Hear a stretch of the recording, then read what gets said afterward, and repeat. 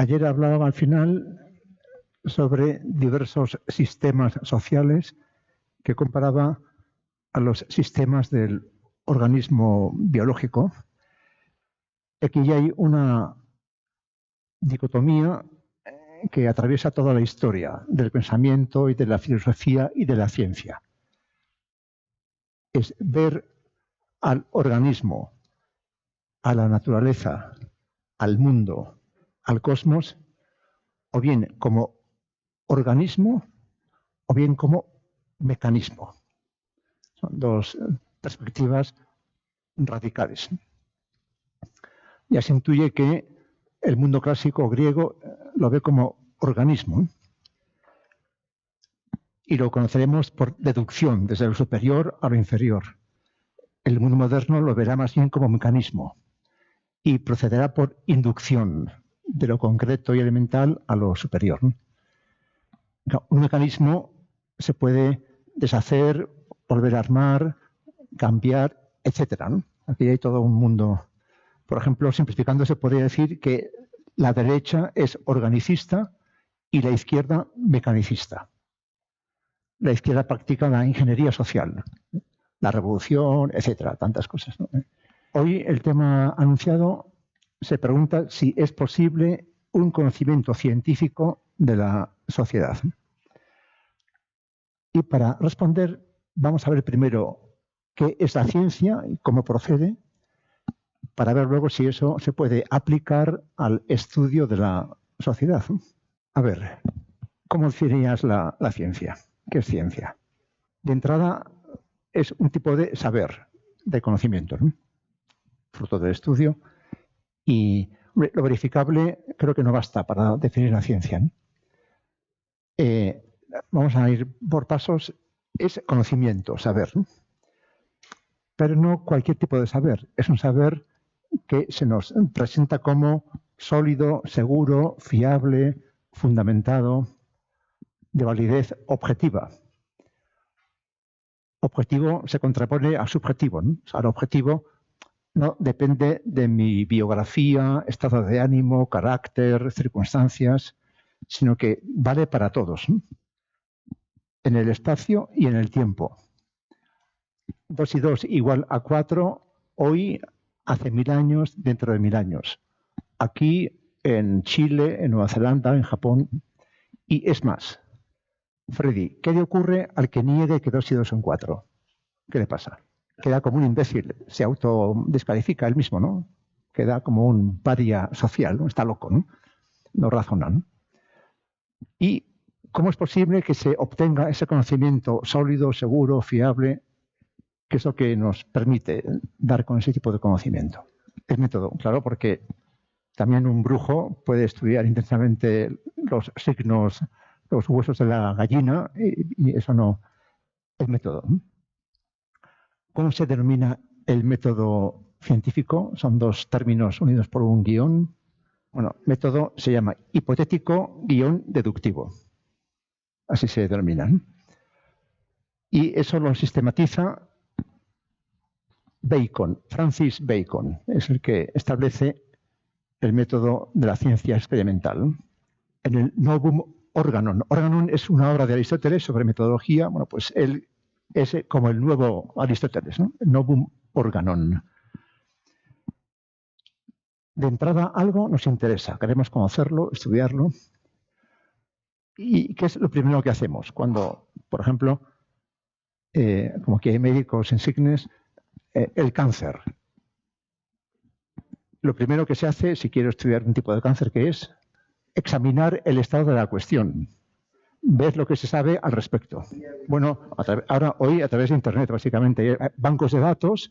Si yo quiero hacer una tesis en cáncer de páncreas de neonatos, lo primero es ir a Internet y ver Medicaid, etcétera. A ver, papers publicados al respecto en los últimos 15 años. Antes de Internet, esto ya era un tipo de tesis.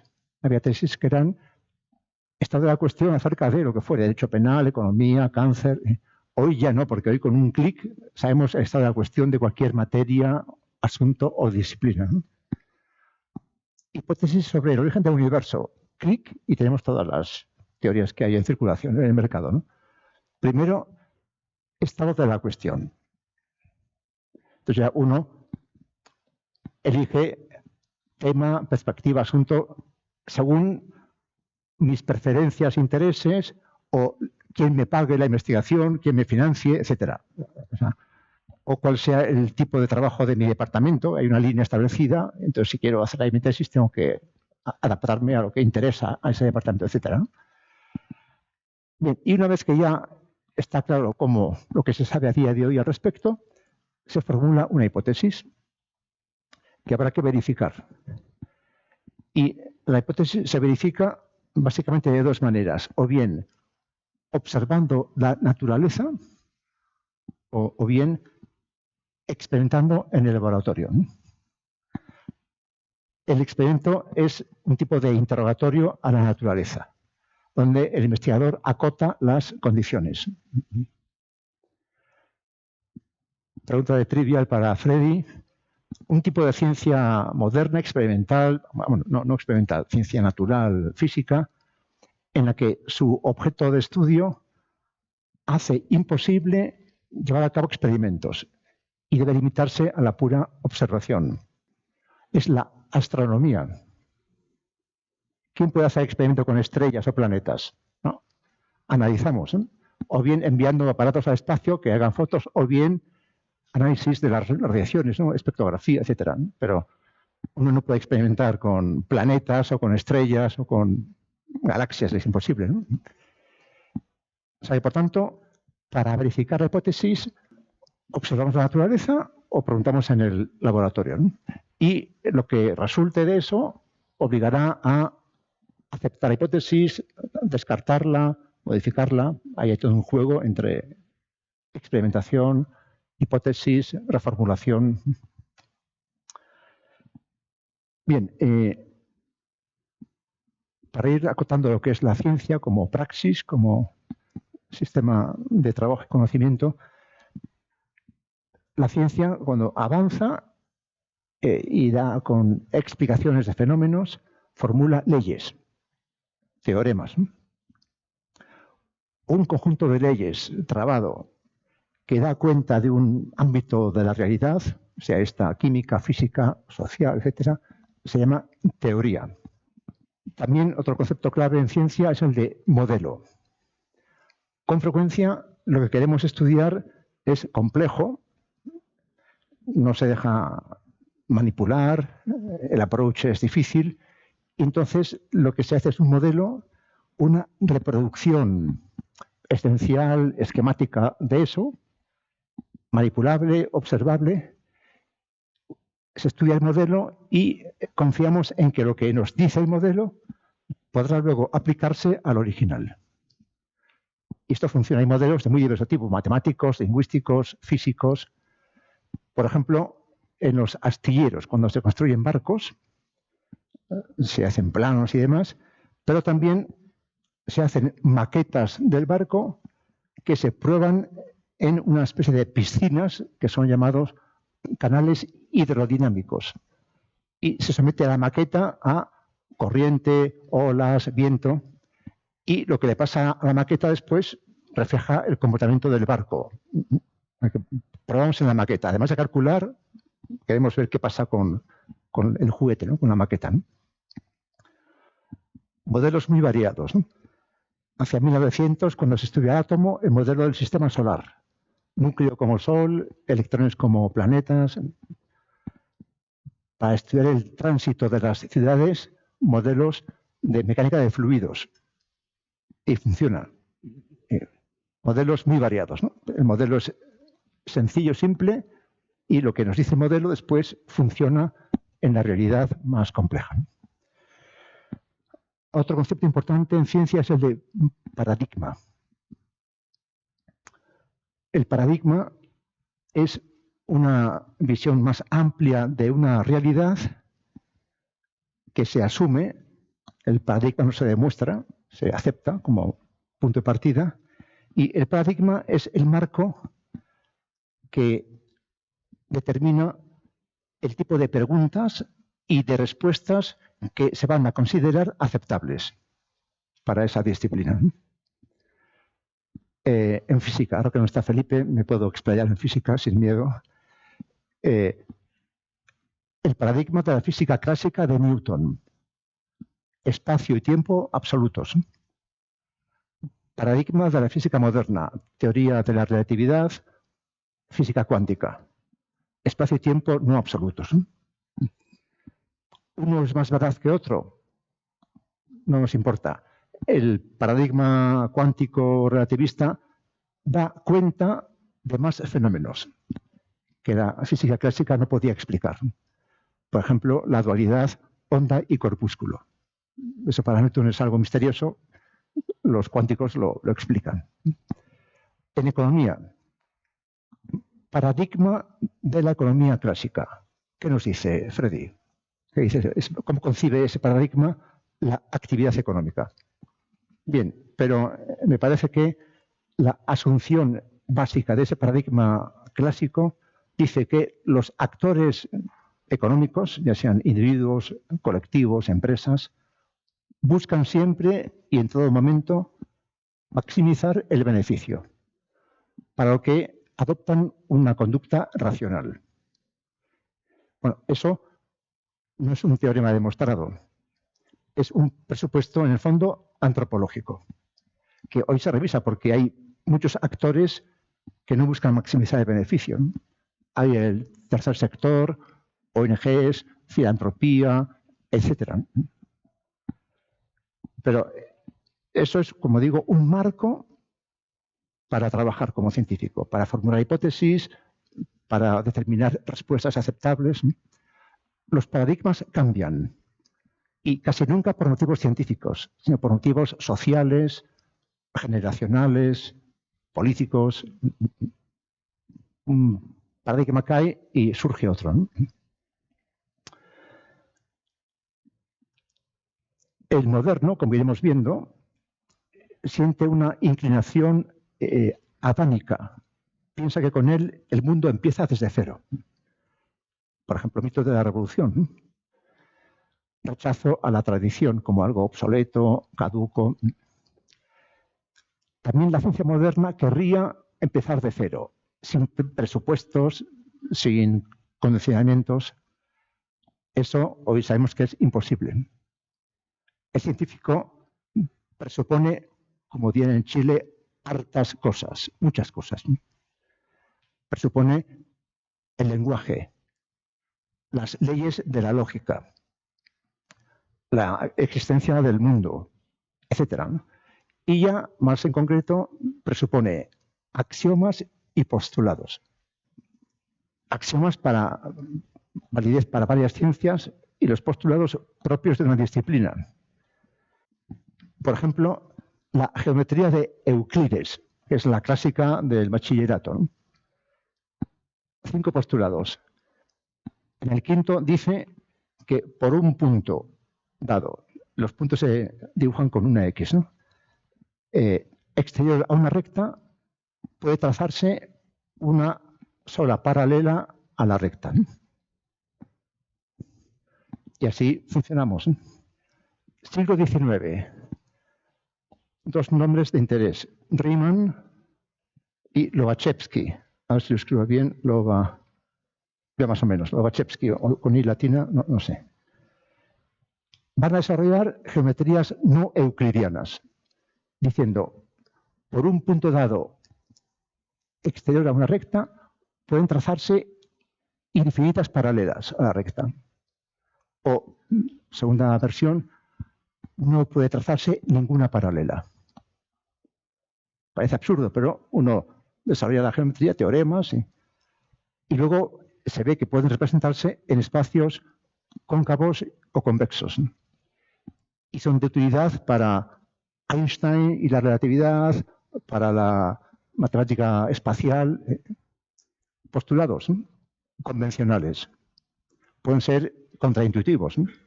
En matemática se habla de espacios de n dimensiones, que no podemos representarnos, ¿no? Estas son las 3 dimensiones. Postulado y axioma, ¿no? Paradigma, ¿no?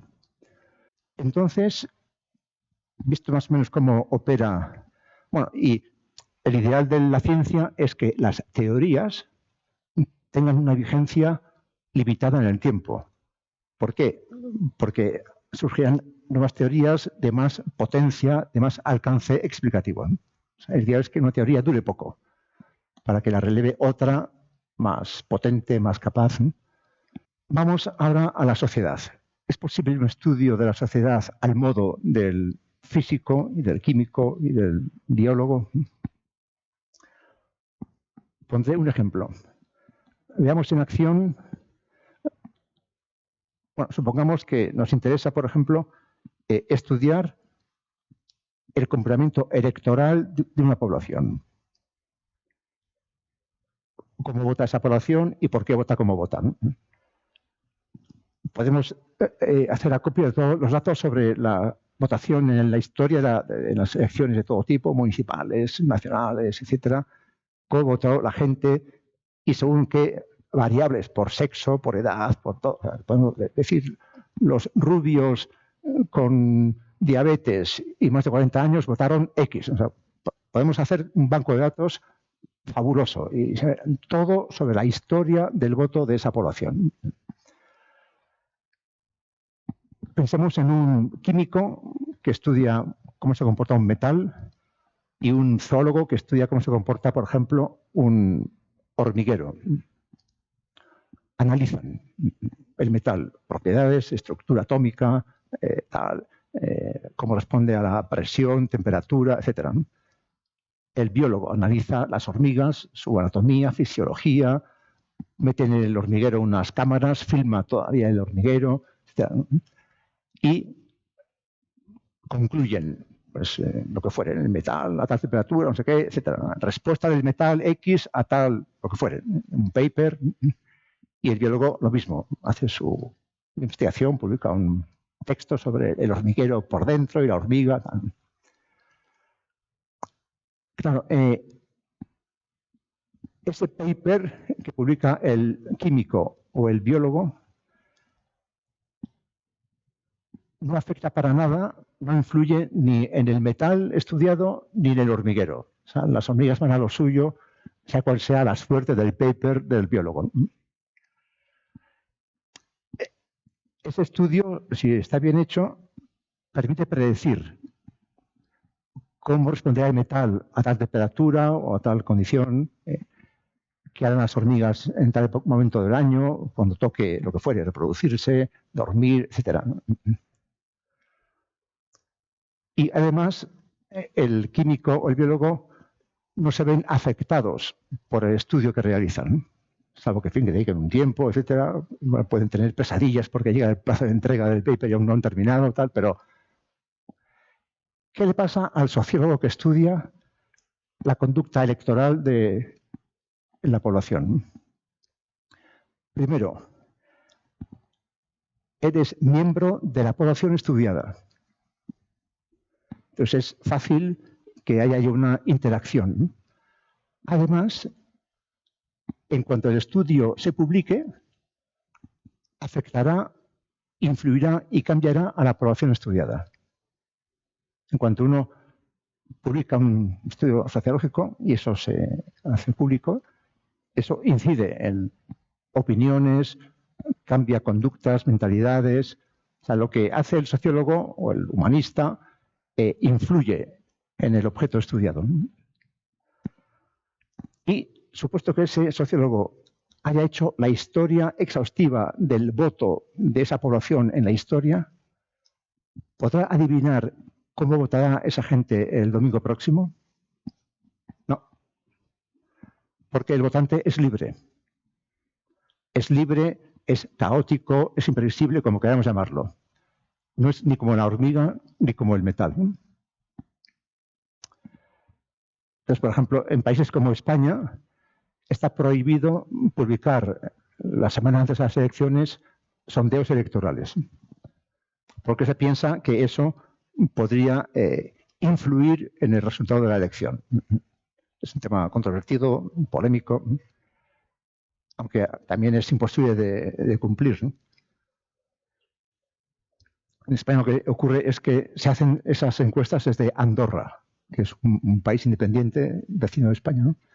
Y además, en forma de manzanas, peras, uvas, plátanos, ¿no? Entonces, pues ya se sabe, ¿no? Pues manzanas 30%, peras 15%, tal. Bueno, pero bueno, está la idea de que efectivamente todo estudio social modifica la sociedad estudiada.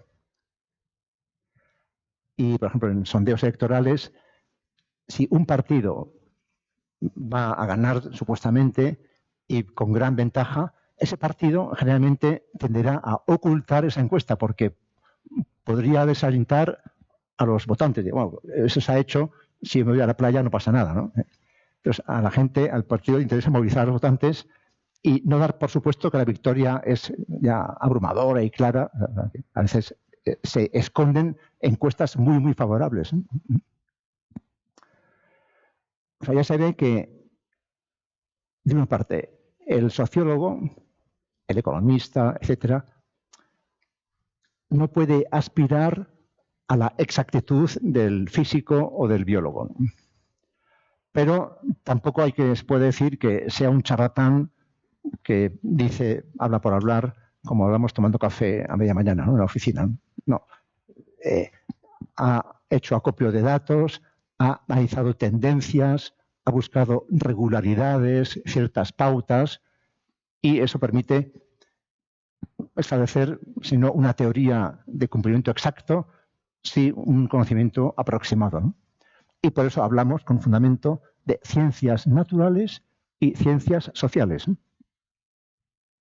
La ciencia es un género con dos especies, ¿no? Las naturales y las sociales, las famosas dos culturas, ¿no? Ciencias y letras, ¿no?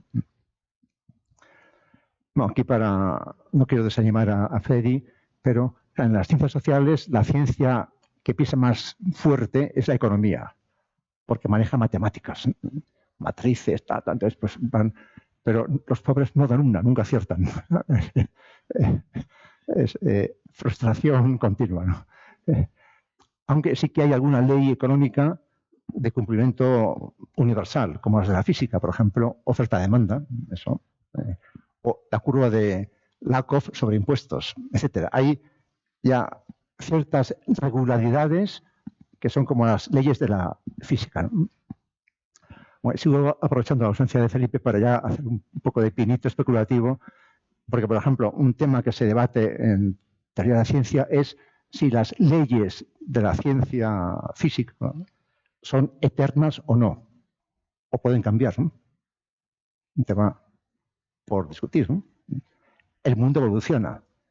También podría evolucionar la ley física con él. La física parte de constantes, de leyes de validez inalterable, pero eso no es algo seguro, ¿no? No está demostrado que esa ley vaya a tener vigencia siempre, ¿no? Bueno, pero, como digo, las ciencias sociales aspiraban con Comte a leyes de validez absoluta, incondicionada, inexorable. Hay que despedirse de ese ideal. Estamos tristes, un poco frustrados, ¿no? ¿Qué hace el sociólogo que ve que su ideal es inalcanzable? Se dedica a la enseñanza, como yo, por ejemplo. O sea, se dice, el que sabe algo, lo hace. El que no sabe, lo enseña. Si no sabe enseñar, da que hacer una maestría. Y si tampoco sabe eso, se hace consultor. Bueno, es nuestra vía de escape o de salida, ¿no?, ante la frustración esencial. Bueno, entonces el sociólogo, claro, ya hemos visto que de entrada quiere ser un científico positivo, como los demás, ¿no? Bueno, eso hay que despedirse, ¿no? Pero hay una gran tradición de enfoque positivista que va a recoger datos para intentar encontrar regularidades, ¿no? Si no leyes inexorables, sí al menos regularidades, ¿no? Por ejemplo, en sociología electoral, que es el ejemplo que he mencionado antes, había unas pautas que han tenido vigencia durante siglo y medio, hasta ayer. Y es que el voto urbano era más bien de izquierda y el voto rural de derecha. El hombre era más bien de izquierda y la mujer más bien de derecha. Y la gente joven era más bien de izquierda y la gente mayor más bien de derecha. Esto hoy en Occidente es al revés. La mujer es más de izquierda que el varón. En Estados Unidos, por supuesto, y en Europa. La ciudad es más de derecha que el campo. Y el mayor es más de izquierda que el joven. En gran parte porque el mayor y el campo viven de subsidios del Estado. Y eso es la izquierda. Vivir del Estado, ¿no? Socialistas, etc. O sea, una pauta de siglo y medio hoy ha cambiado. Hay que revisarla, ¿no? Ya no valen. Como ejemplo, ¿no? De pautas de cierta validez durante cierto tiempo. Pero permiten orientarnos, saber, prever. A los actores les permite planificar actuaciones políticas, sociales, económicas, etc. ¿Dónde están los datos en sociología? Bueno, hay muchos datos disponibles. El Estado moderno tiene muchísimos datos. Tienen los gobiernos de todo el mundo centros de datos que procesan, estadísticos de todo tipo, ¿no? De todo tipo. Demográficos, nacimientos, muertes, matrimonios, divorcios, etc. Laborales, desempleo, económicos. O sea, en cualquier estado más o menos organizado hay un organismo que recoge estadísticas y son en general accesibles al público. O sea, tenemos ya de entrada muchos bancos de datos, ¿no? Supranacionales en Europa, ¿no? Eurostat, una gran fuente de datos para toda la Unión Europea, ¿no? La OCDE, la ONU, etc. O sea que en muchísimos casos los datos están ahí disponibles, ¿no? Y hay que saber encontrarlos, saber leerlos. Bueno, por eso hoy hay todo un futuro laboral que es la minería, ingeniería de datos. Big Data, ¿no? Bien, pero si para lo que queremos estudiar no hubiera datos, ¿qué hacemos? ¿Cómo obtenemos datos relevantes para nuestro estudio? ¿Qué se hace en las ciencias sociales? Preguntamos, ¿no? Aquí hay un doble approach, cuantitativo y cualitativo. Cuantitativo, sondeos, encuestas. Si la muestra es representativa, lo que nos diga este pequeño grupo representa al total de la población, del universo, del mercado. Aquí hubo un caso famoso. Había una revista que vuestros padres, igual de jóvenes, leyeron, Selecciones del Reader's Digest, una mensual. Bueno, años 40 y tantos, después de la Guerra Mundial, había elecciones a presidencia en Estados Unidos y Selecciones hizo una encuesta entre sus lectores, eran como, no sé, 5 o 6 millones. Y no sé si fue Gallup, hizo una encuesta a 2.000 personas, ¿no? Y acertó Gallup, porque la muestra de Selecciones no era representativa de la población norteamericana. Esos lectores eran de un sector concreto, no representaban al total de la población. Si preguntamos a una pequeña muestra bien escogida, lo que nos diga representará al conjunto de la población. Encuesta cara a cara, en el domicilio, telefónica, ahora de modo creciente por Internet. O approach cualitativo, focus group, entrevista en profundidad. Si quiero saber cómo piensan los alumnos de la autónoma, pues si pregunto igual a 3 o 4 variados, uno de aquí, otro de allá, de la carrera, tal otra, hablando con 5 o 6, puedo hacer una idea cabal de cómo piensa la población universitaria. No si escojo a 5 que son amigos de un mismo colegio, de la misma clase, no, eso no es. Pero si escojo gente variada, con frecuencia se combinan. ¿Cuál es lo complicado de la encuesta? Hacer el cuestionario, ¿no? Porque fácilmente el encuestador puede expresar en la encuesta lo que él piensa del asunto, ¿no? Entonces, para lograr que esa encuesta no refleje mi visión, convoco a un grupo de discusión variado, entonces que hablen para ver ellos cómo ven tal asunto, entonces ya eso me permite averiguar lo que debo preguntar porque es lo que a la gente le inquieta o le preocupa etcétera, ¿no? Combinar focus group con la encuesta, ¿no? El cuestionario, ¿no? Las encuestas, ¿quién las hace? Hay empresas, ¿no? España es un país un poco anómalo porque tiene un organismo estatal que hace encuestas, el CIS, C-I-S, Centro de Investigaciones Sociológicas, ¿no? Eso es un poco raro, pero lo tenemos, ¿no?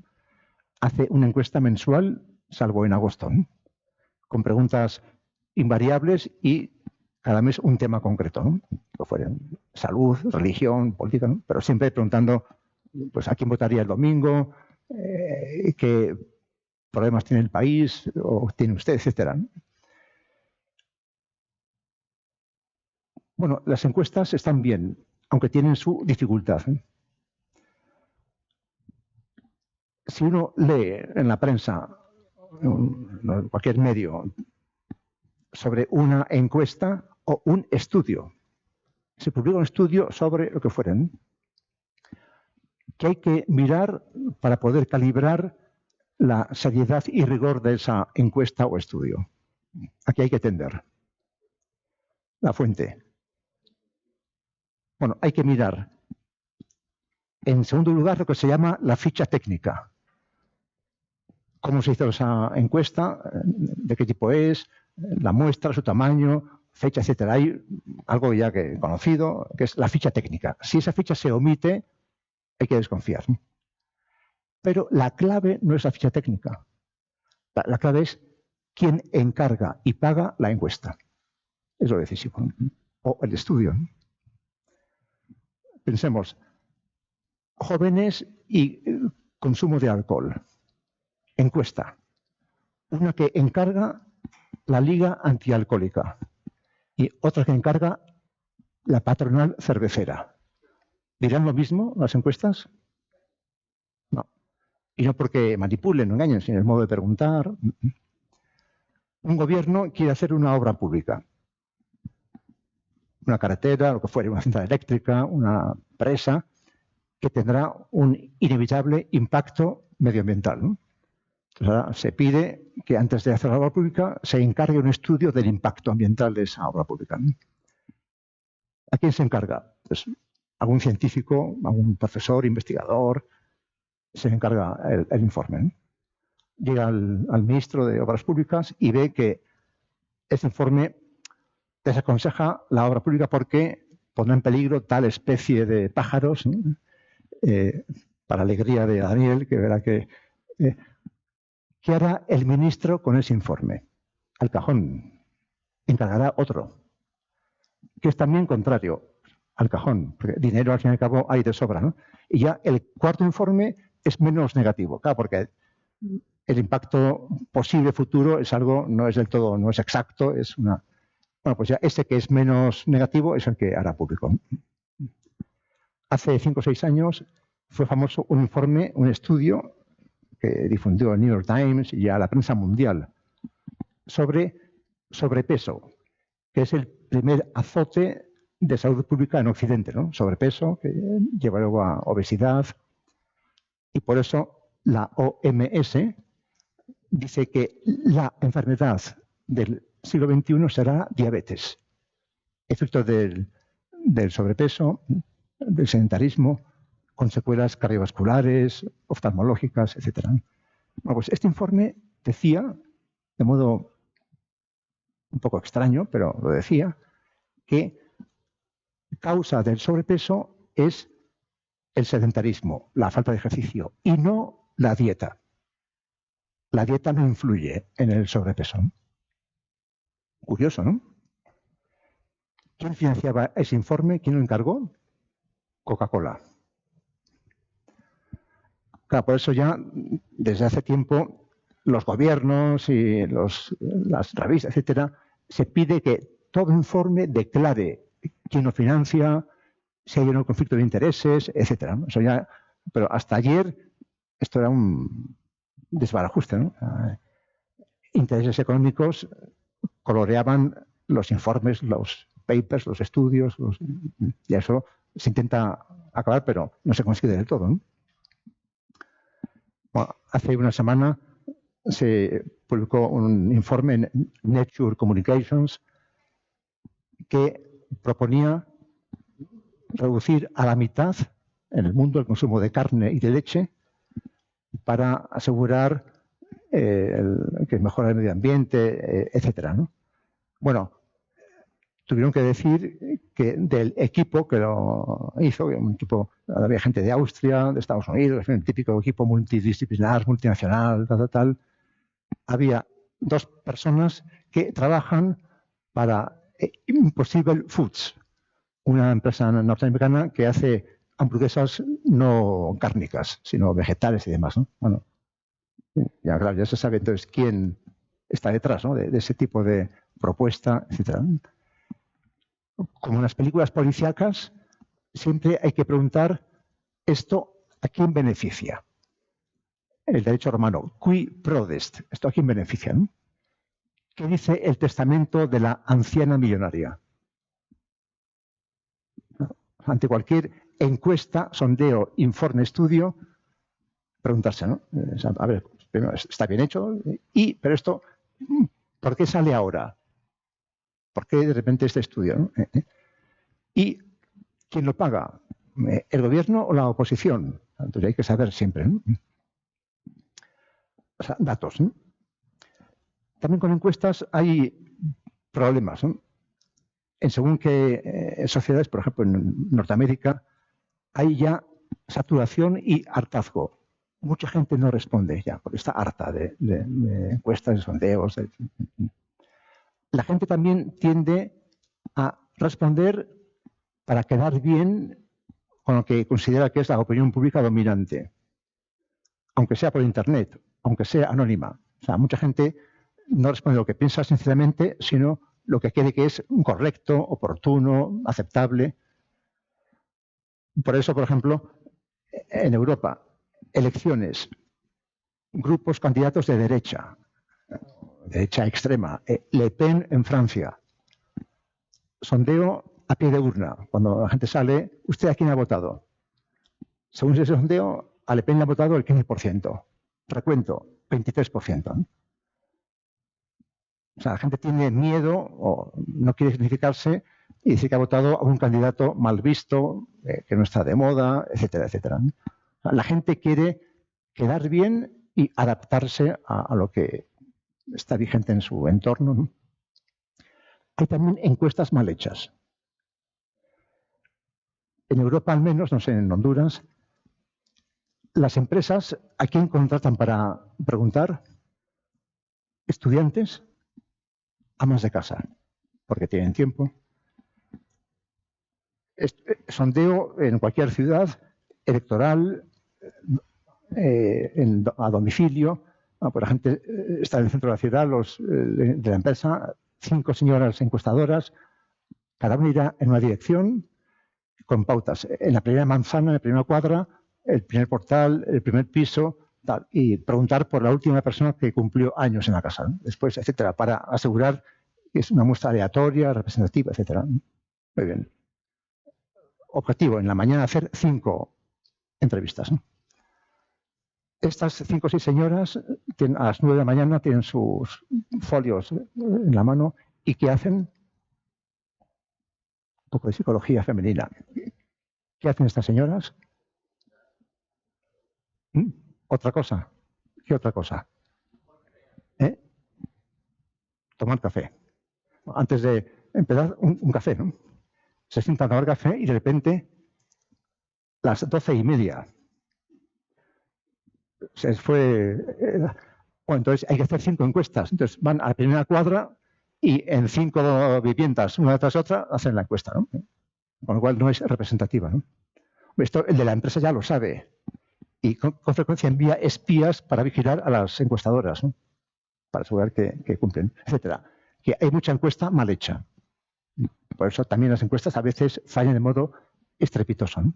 También el sociólogo lleva a cabo experimentos. Dos clásicos de los años 60 del siglo XX, Salomon Asch y Stanley Milgram, el hombre que puso al mundo en estado de shock. Hay una película de Hollywood llamada Experimenter del 2015 que cuenta el caso, ¿no? Resumo porque ya sería casi el momento de las preguntas. Milgram dice el experimento: vamos a pedir a gente de la calle que colabore en un experimento de tipo didáctico educativo. Queremos averiguar los mecanismos del aprendizaje. Entonces, hay una persona sentada en una silla eléctrica con unos electrodos y en la cabina está el científico con el ciudadano de la calle, ¿no? Hay que hacer preguntas al de la silla, tipo trivial. Y si no acierta, una descarga eléctrica como castigo, cuya intensidad va aumentando con cada fallo. Y se ve que, claro, que aumentan las descargas, el de la silla sufre, grita y llegaría a morir. Es todo falso, no hay, es un actor que representa, ¿no? Pero, o sea, cuento corto. Si la autoridad lo pide, la bata blanca, la ciencia, gente normal es capaz de matar al de la silla. Esto venía a cuento de la guerra, Hitler, Alemania, etcétera, ¿no? Cómo el pueblo más culto del mundo siguió a un loco, a un despeñadero, a un... Bueno, pues muestra Milgram que cualquiera, si la autoridad lo pide, puede matar, ¿no? No todos, pero 70%. Y Salomon Asch hizo un experimento en Harvard, también muy clásico, un seminario, 6 o 7 estudiantes y el investigador. Los estudiantes, todos menos uno, están de acuerdo. Entonces, el investigador en la pantalla proyecta unos cartones grandes con 3 rayas. Bueno, entonces también cuento corto. Si todos dicen que en este cartón las rayas son de igual longitud, el pobre que no estaba en autos lo hará propio, dirá que sí. Es decir, la gente está dispuesta a negar la evidencia con tal de ser uno más en el grupo. Esto se ha hecho con múltiples variaciones, con pitidos, en cabinas para ahorrarse gente. Está en la cabina está el tal y los demás están en... No hay gente, hay una grabadora, etc. Bueno, en países está muy repetido, ¿no? Pero la tesis es la misma, ¿no? El ser humano, decíamos, es social. Quiere ser acogido, aceptado en el grupo, ¿no? Y si para eso hay que negar lo que le dice los sentidos, lo niega la gran mayoría. Lo decía el clásico español del siglo de oro, Baltasar Gracián, autor de aforismos clásicos, decía: para mucha gente vale el ser antes loco con todos que cuerdo a solas. Pensemos hoy, por ejemplo, el mundo de Internet, redes sociales, la dependencia de los like, me gusta, etcétera. Cuánta gente se pliega a lo que diga el grupo porque quiere ser uno más, ¿no? Queremos ser uno más, ¿no? Como dice un refrán popular español: ¿dónde va Vicente? ¿Dónde va la gente? Y muchos somos Vicente, ¿no?